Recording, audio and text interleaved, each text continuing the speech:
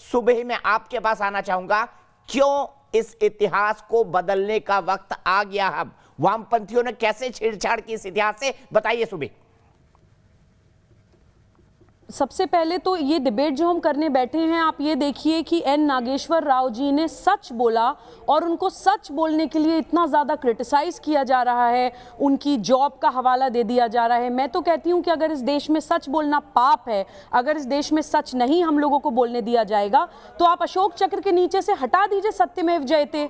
हम लेजिस्लेचर में, जुडिशरी में, एग्जीक्यूटिव में हमें सच बोलने के लिए मोटिवेट किया जाता है। क्या गलत बोला उन्होंने? हमारे प्राचीन ग्रंथों को मैनिपुलेट किया गया। पहले तो अंग्रेजों के मैक्स म्यूलर आके अपने मन मुताबिक ग्रंथों को हमारे फैब्रिकेट कर चुके थे, गलत सलत हमारे ग्रंथों को ट्रांसलेट करके पढ़ा चुके थे। उसके बाद लॉर्ड मैकॉले ने पूरा एजुकेशन सिस्टम हमारा खराब कर दिया, गुरुकुल कल्चर हमारा खत्म कर दिया। और अगर अंग्रेज कुछ कमी छोड़ गए थे तो वो पूरे कर दिया इन विधर्मी सरकारों ने, इस वामपंथी और रेडिकल लेफ्टिस्ट मानसिकता ने, जिन्होंने हमारा पूरा एजुकेशन पॉलिसी को बर्बाद कर दिया। हम लोगों को स्कूल्स में हमारे जो क्रांतिकारी हैं, हमारे जो देश की आजादी के लिए लड़े हैं, उनको आतंकवादी पढ़ाया जाता है। हम लोगों को मुगल्स को ग्लोरीफाई करके बताया जाता है। मुगलों का खूनी इतिहास हमें क्यों नहीं पढ़ाया जाता?